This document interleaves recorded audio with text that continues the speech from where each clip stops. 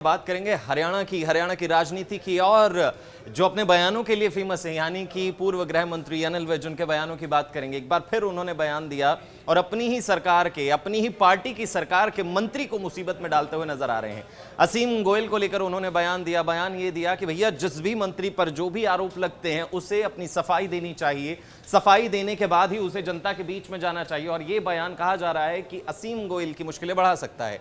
अब आप सोच रहे होंगे कि आखिर ऐसा क्या हो गया कि अनिल विज को यह बयान देना पड़ा। जब अनिल विज ने बयान दिया तो असीम गोयल का नाम क्यों सामने आ रहा है? मुद्दा अगर आपको समझाएं तो कहानी में जो है एक एंगल पंजाब का है।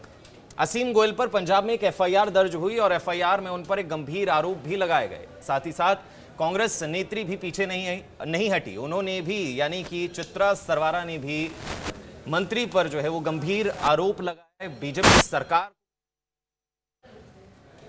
और मुद्दा जो है वो पंजाब से जुड़ा हुआ। कहा जा रहा है कि असीम गोयल के एक मित्र की जो बेटे की वाइफ, यानी कि बहू, उनकी जो बहू है, उनके द्वारा पंजाब में एफआईआर दर्ज करवाई गई है। पूरा का पूरा जो है मामला है। तो पहले आपको बयान सुनवा देते हैं कि दोनों द्वारा, अनिल विज और चित्रा सरवारा द्वारा क्या कुछ बयान दिए गए हैं, उसके बाद आगे बढ़ते हैं। अगर ये ऐसा आरोप लगाया गया है तो ये बहुत संगीन मामला है, और किसी भी राजनेता को, चाहे वो किसी भी पार्टी का हो, उसको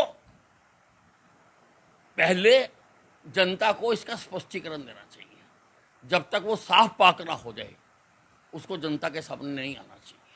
उनके महिला आयोग से लेके उनके नीचे आने वाले हर प्रशासनिक तंत्र का रुख और समर्थन मंत्री जी की साइड रहा, लड़की की साथ नहीं था। आज हम पूछना चाहते हैं कि कहाँ है हमारी महिला आयोग? क्यों मंत्री साहब को एक लेटर और नोटिस इशू नहीं हो रहा? कहाँ है प्रॉपर न्याय प्रणाली? बिना जांच में उन्हें शामिल करे उनको क्लीन चिट दे दी गई है।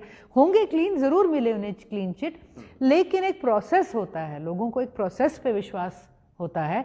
उनको न्यायिक जांच में जोड़ा तो जाए, उनको उनका पूरा कोऑपरेशन तो हो। और हम ये भी मानते हैं कि नैतिकता तो ये बनती है कि जब तक ये प्रकरण पूरी तरह से सॉल्व नहीं हो जाता, एक लेवल फील्ड देने के लिए, ताकि उनकी सत्ता का, उनके दफ्तर का कोई अनड्यू एडवांटेज या इफेक्ट ना हो, उनको अपने मंत्री पद से भी इस्तीफा देना चाहिए। लेकिन ये भाजपा है, ये हमने कोच के मामले में भी देखा है, ये पहलवानों के मामले में भी देखा है, और भी पहले हरियाणा से जुड़े कई भाजपा के वरिष्ठ नेताओं के परिवारों से जुड़े हुए मुद्दे रहे हैं। भाजपा ने कभी। तो आपने सुना, चित्रा सरवारा कांग्रेस की नेता हैं, वो सीधा सीधा जो है वो आरोप लगाते हुए बीजेपी को घेरते हुए नजर आए। ज्यादा जानकारी के लिए हमारे साथ कमल प्रीत, हमारे संवाददाता, हमारे साथ जुड़ गए हैं। कमल, आखिर ये पूरा माजरा क्या है? पंजाब में एफआईआर होती है, असीम गोयल पर चित्रा सरवारा बयान देती हैं, अनिल विज द्वारा भी ये कह दिया जाता है कि जिस पर भी आरोप लगे हैं कार्रवाई होनी चाहिए, अपनी सफाई देनी चाहिए और उसके बाद जनता के बीच में जाना चाहिए। माजरा समझने की कोशिश करेंगे आपसे। देखिए, मैं आपको बता दूं कि असीम गोयल जो कि हाल ही में राज्य मंत्री बने हैं, महिला मंत्रालय जो है वो उनके पास है, इसके अलावा ट्रांसपोर्ट मिनिस्ट्री जो है वो उनके पास है। उनके एक निजी मित्र हैं, उनकी जो पुत्रवधू हैं वो एक एफआईआर दर्ज करवाती हैं, पारिवारिक झगड़े का मामला है, और वो लुधियाना में एक एफआईआर जो है वो दर्ज करवाती हैं अपने ससुराल वालों के खिलाफ कि उन्हें जो है वो किस तरीके से प्रताड़ित किया गया, उनसे बार बार जो है वो पैसे की डिमांड की गई, और बार बार जो है वो किस तरीके से उनके साथ जो है वो मारपीट की गई, उन्हें धमकाया गया।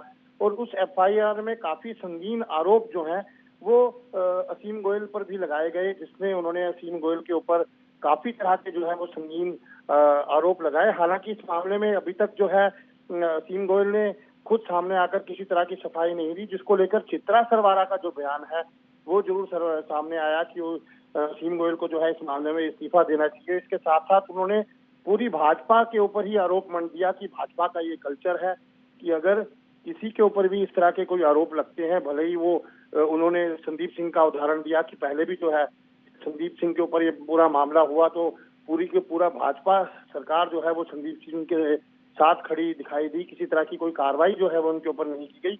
और साथ साथ उन्होंने जो है कहीं ना कहीं इस तरह के आरोप भी लगाए कि अब भी जो है असीम गोयल के खिलाफ जो है किसी तरह का महिला आयोग ने भी कोई कदम नहीं उठाया, जबकि तुरंत जो है वो उनको नोटिस देना चाहिए था, और साथ ही उन्होंने इस्तीफे की मांग कर ली। इस पर जब कुछ पत्रकारों ने अनिल विज से सवाल किया कि इस तरीके के जो आरोप हैं वो ये लगे। भी उठता है कि अनिल विज द्वारा ये बयान दे दिया गया, उन्होंने अपनी ही पार्टी के, अक्सर हम अमूमन देखते हैं कि अपनी पार्टी के लोग अपने अपने बंदों को बचाते हुए नजर आते हैं, लेकिन अनिल विज साफ तौर पर ये कहते हैं कि अगर उन पर ये आरोप है उन्हें स्पष्टीकरण देना चाहिए। तो क्या किसी और नेता का भी इस तरीके का बयान सामने आया है, और अनिल विज के इस बयान से गोयल की मुश्किलें किस हद तक बढ़ती हुई नजर आ सकती हैं? देखिए, मैं आपको बता दूं कि अनिल विज काफी बेबाक किस्म के नेता हैं।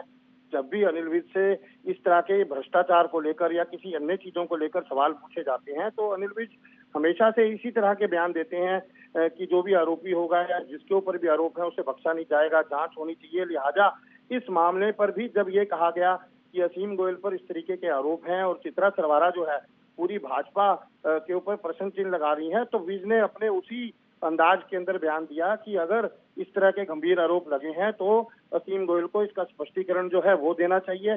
उनको सामने आकर के कहीं ना कहीं जो है ये बात रखनी चाहिए कि क्या पूरा मामला है। और कमलप्रीत, देखना यही होगा कि आखिर इस मुद्दे में अब असीम गोयल की तरफ से जो है वो क्या कुछ प्रतिक्रिया सामने आ सकती है। शुक्रिया कमलप्रीत जी हमारे साथ जुड़ने के लिए, तमाम जानकारी के लिए। तो अभी देखना ये होगा कि इस माजरे में जो है वो क्या कुछ रंग नजर आते हैं, क्योंकि अनिल विज द्वारा दिया जाने वाला ये बयान, अपनी ही पार्टी के नेता पर दिया जाने वाला ये बयान क्या असीम गोयल के लिए मुश्किलें, मुसीबतें खड़ी कर सकता है, ये जरूर देखना होगा।